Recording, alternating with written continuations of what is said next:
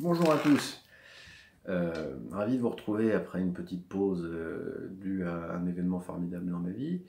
Euh, voilà, on va reprendre le cours des chroniques post-fin du monde et notamment j'avais envie de vous parler d'un sujet qui va vous paraître peut-être un peu étonnant et décalé par rapport au contexte social de violence extraordinaire.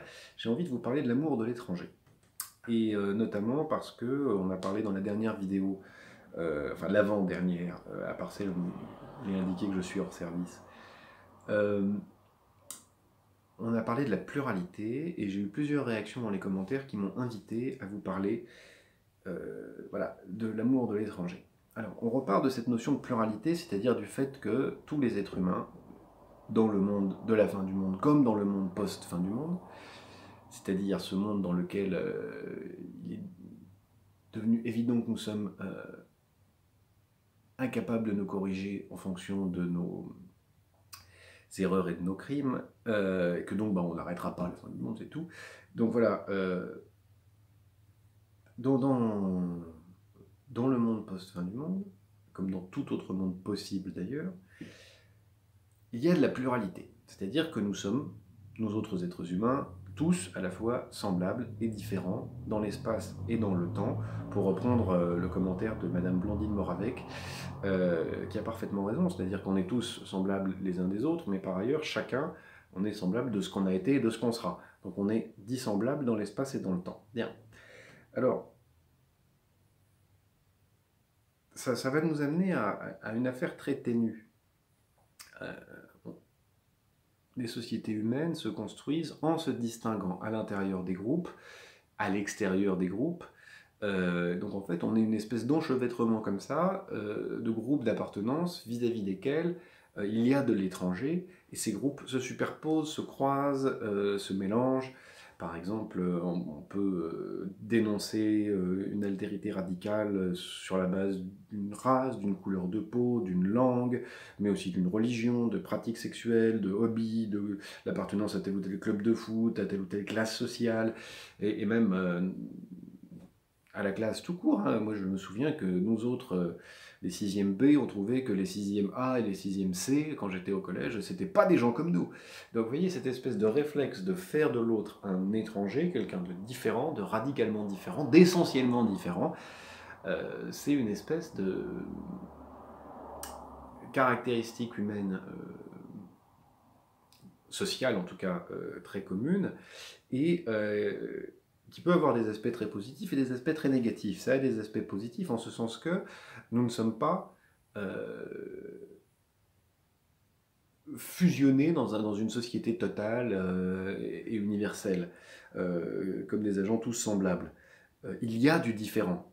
Et comme c'est un fait, c'est ce que nous dit Arendt, de la condition humaine, il faut interpréter ce différent. Soit on fait une théorie de la pluralité qui donne une place à chacun, soit on va rentrer dans des logiques d'antagonisme, dans des constructions d'antagonisme entre celui qui n'est pas comme nous et celui qui est comme nous. Et on va dire que là c'est l'ennemi, et puis l'autre c'est l'ami, etc., etc. Donc voilà, on part de cette logique-là. Il y a un fait. Il y a du même et du différent, il y a du semblable et du différent, à toutes les échelles de la socialisation. Et parfois, on arrive à créer de l'appartenance, à créer une théorie de la pluralité qui permet de maintenir ensemble des différents, et parfois on n'y arrive pas, et on s'exclut, et on devient chacun des pièces dans un jeu symbolique avec des étrangers, et puis au contraire des semblables. Bien. Alors, pour commencer cette petite vidéo, après 4 minutes, c'est quand même un peu long, je voudrais revenir sur une opposition traditionnelle et fausse qu'on fait entre xénophobie et multiculturalisme ou citoyens du monde, etc. En fait, de mon point de vue, et du point de vue de l'analyse de la pluralité, xénophobie et multiculturalisme sont très proches. Euh, en fait, on oppose deux perspectives de purification et d'homogénéisation. Dans un cas comme dans l'autre, on cherche à avoir du semblable. Euh, Même si, dans le cas du multiculturalisme, on va dire que il y a une surface commune et une surface de différenciation. D'un côté comme de l'autre, on cherche une société où on reconnaît à chacun la situation de semblable et d'une certaine manière, on limite à la portion congrue le différent. Je sais bien que c'est un peu violent à penser, mais essayez d'imaginer ça. D'un côté comme de l'autre, on cherche à harmoniser, soit par une purification radicale, soit par le fait qu'on trouve une plateforme dans laquelle, en général c'est le fait d'être agent économique et technique avec une base éthique minimale, produire une forme d'homogénéisation. C'est d'ailleurs ce qui se produit dans les sociétés multiculturelles. Vous allez avoir des religions différentes, mais tous boire du Coca-Cola pour aller vite. Bien. Alors, qu'est-ce qui s'oppose à ça? Qu'est-ce qui s'opposerait réellement à l'homogénéisation? Ce qui s'oppose, de mon point de vue, radicalement à l'homogénéisation, qu'elle participe d'une purification xénophobe ou d'une homogénéisation par une pratique mondialisante, ce serait quelque chose comme un culte de la différence, un culte du différent. Et quel culte de la différence prendra naturellement place dans les ruines du monde post-fin du monde? C'est la question que je voudrais poser avec vous.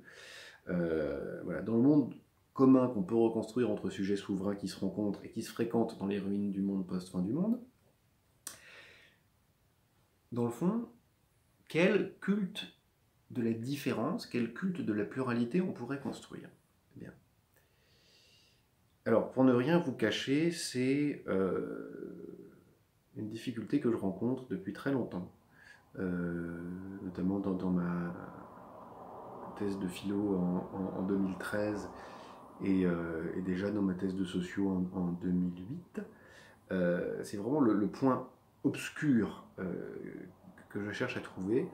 Comment réussir à développer une culture politique adoptable tout azimut, et notamment par tous les sujets souverains, qui suggère un point d'accord sur cet élément, ce simple élément-là, les cultes de la différence. Quelque chose comme une science politique intuitive qui permettrait à chacun de savoir qu'il faut être reconnaissant à l'autre d'être différent parce que ça maintient une situation de pluralité tout en étant parfaitement fier et heureux de cultiver sa différence. Bien. Pour moi, il s'agirait de quelque chose comme une science politique intuitive qui consiste à être reconnaissant à l'autre et à l'autre culture d'être différent, d'avoir pris une position diverse de la sienne pour interpréter le monde, faisant du monde commun une discussion entre des mondes communs, et non pas simplement un outil opérationnel, une surface exploitable, un outil pour l'industrie. Donc c'est vraiment créer un système d'œuvre, un système d'interprétation. Comment on fait pour qu'il y ait un système d'œuvre, un système d'interprétation du monde, d'interprétation avec un S? Eh ben, il faut nécessairement qu'il y en ait plusieurs, et par conséquent que chacun à l'échelle locale s'empare de l'interprétation du monde, que chacun à l'échelle de la fréquentation s'empare de l'interprétation du monde. Et à ce moment-là, effectivement, toute création culturelle, parce que c'est ça la culture, c'est fondamentalement travailler le sol, travailler un espace, cultiver et vouer un culte aux petits dieux locaux, un petit culte à l'ordonnancement local du monde. Bien.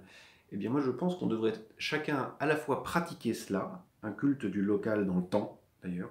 Aujourd'hui je suis heureux ici, pour éviter le mythe de l'autochtonie, de dire moi je suis le seul pur à être ici parce que je suis là depuis la nuit des temps. Donc, un culte, construction d'une culture locale et du présent, d'un côté, et de l'autre, le fait d'être reconnaissant envers tous ceux qui se différencient de nous. Être à la fois dans la différenciation active, nous on n'est pas comme vous, mais on vous aime d'être différent. Donc voilà, trouver la juste distance, le juste écart, qui permet en quelque sorte que le monde soit une discussion entre des cultures différentes, une myriade de mondes interprétés, de mondes magiques si on veut bien, mais dans lequel c'est l'intérêt le plus crucial pour chacune des entités culturelles que de maintenir la différence entre les différents pôles, que de maintenir les différences entre les cités, entre les lieux de création de culture. Vous comprenez? Donc c'est en fait faire de la culture un effort de différenciation, un effort de production d'une interprétation dans un lieu et dans un temps donné. du monde afin de le mettre en partage. Ça veut dire qu'ensuite, il faut tenir ses positions. C'est un peu comme, finalement, la citoyenneté. Quand on entre dans une assemblée, on accepte de respecter un ensemble de règles, mais on vient là pour se différencier des autres, pour se différencier de ceux qui ne sont pas de son parti, par exemple. Et néanmoins, on se rassemble pour organiser ce conflit organisé à l'intérieur d'une pluralité de positions. Dès lors qu'il n'y a plus de pluralité de positions, le Parlement tombe. Dès lors qu'il n'y a plus de différence, le Parlement tombe. Il ne sert à rien. Or, ce que j'essaie de vous dire, c'est que le monde commun, c'est un système d'interprétation du monde qui ne peut vivre que s'il y a une pluralité de positions pour interpréter le monde. Bien. Alors,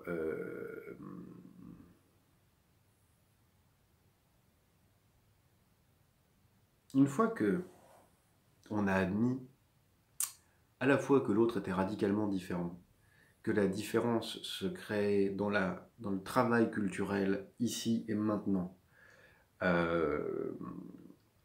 on redéfinit à la fois la résistance à la mondialisation et au racisme, la résistance à la citoyenneté du monde et à la xénophobie, qui d'un seul coup n'ont plus de sens, qui ne sont que des gouvernementalités violentes, destructrices de la pluralité, destructrices de ce que c'est que la culture.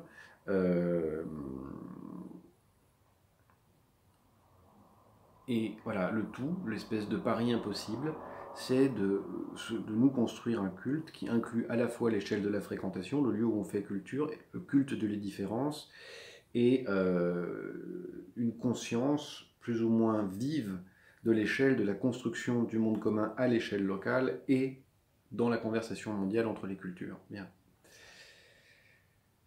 Et c'est là qu'on comprend finalement le rôle politique de la vieille structure, de la vieille théorie développée par Lévi-Strauss de la structure élémentaire qui serait faire du même avec du différent. L'une des fonctions sociales élémentaires, c'est faire du même avec du différent. Il faut du différent pour faire du même.